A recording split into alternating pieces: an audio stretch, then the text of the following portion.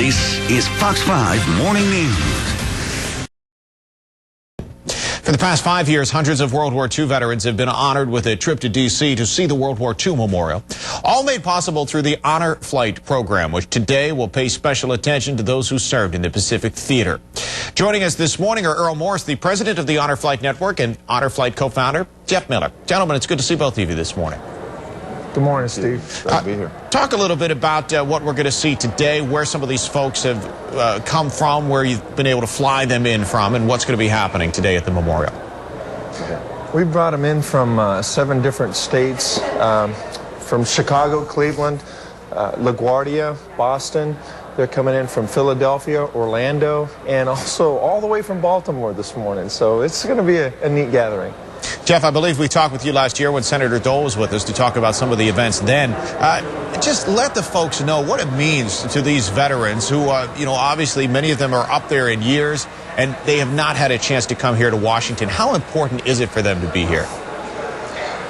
Quite often they come up and they tell us that and they always cover family first, other than marriage and their children, that it's the greatest day of their lives, that they were over there, they saw some horrible combat, they came back home and just went about their business, and nobody ever thanked them. No one ever said a word. And I've had more than I could count tell me that no one had ever thanked them before, and that now they knew they made a difference. So you see them walk different. Their backs don't hurt, their knees aren't hurting that day. They're 19-year-old soldiers again in a lot of ways, and they have a good time. It's a very special day. It's a day of healing and a day of thanking. You know, it's great to hear that kind of enthusiasm, especially for a generation that is getting older, and sadly we're losing World War II veterans by the day.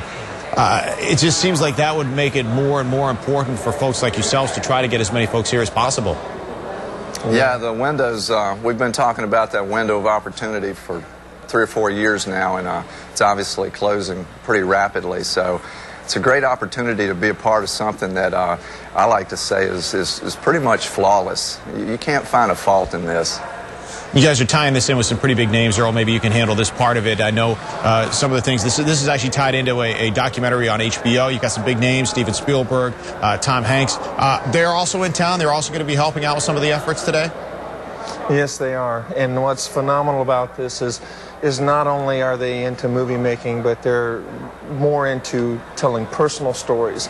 And for HBO and Mr. Hanks and Mr. Spielberg to reach out to these veterans, and we have over 9,000 on the waiting list, but for them to make a difference in the lives of 250 World War II veterans who served in the Pacific, to get them out here on this day to tell them thank you for their service and their sacrifice. It's great to be a part of this. You know, you talked about all the great people that are helping out, trying to help these folks get here to Washington, D.C. Jeff just talked a little bit about what it means to the veterans. We call them the greatest generation, but for the other generations, the younger generations, do you get a sense as to how they respond to what they may see when these guys are there? These guys are their heroes. And when you see these guys that have been to Afghanistan 3, 4, some of them on their 5th tours, stand and applaud their predecessors, they know they are standing on the shoulders of giants. These are their giants.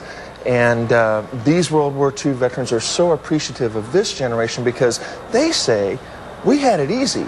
We just fought at the people that wore the different helmets than what we were wearing. So they appreciate there's this common bond between all the generations of service, and we get to witness that on every trip that we bring out here. And we've had several of them. We've had several of them from Walter Reed that were recovering from severe injuries come to the World War II Memorial when they heard that groups were coming in, and the folks that had lost arms and legs, and the bond that's there between these World War II soldiers and these guys as they mesh. I mean, the World War II guys just basically adopt them for the day and just take them throughout the memorial and spend time together, and then they trade stories. And we've had soldiers that in World War II lost legs be, aligned with current soldiers that had lost legs, and they shared how they survived during this time and excelled. And those are real moments that you just don't count on happening, that are just a real blessing.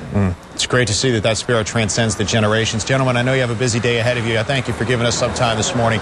Great work trying to bring those veterans here to D.C. I know you have a lot more you'd love to get here. I'm sure that you'll get as many here as you possibly can. Thank you so much for joining us. If we could say one thing, say hi to all the guys at Walter Reed, and a big hi to Bob Dole. And Senator Dole, hurry up and get that knee in shape. We need you to come hang out with us at the memorial. We hope he gets down there, and we'd love to see him again, too. He's always been good to us, and always a big hello to everybody at Walter Reed. Thanks, gentlemen. Best wishes today. I know it's going to be a great scene down at the World War II Memorial. Yes, it will. Coming up this morning, it's going to be a big scene on the basketball court, too. The Hoyas face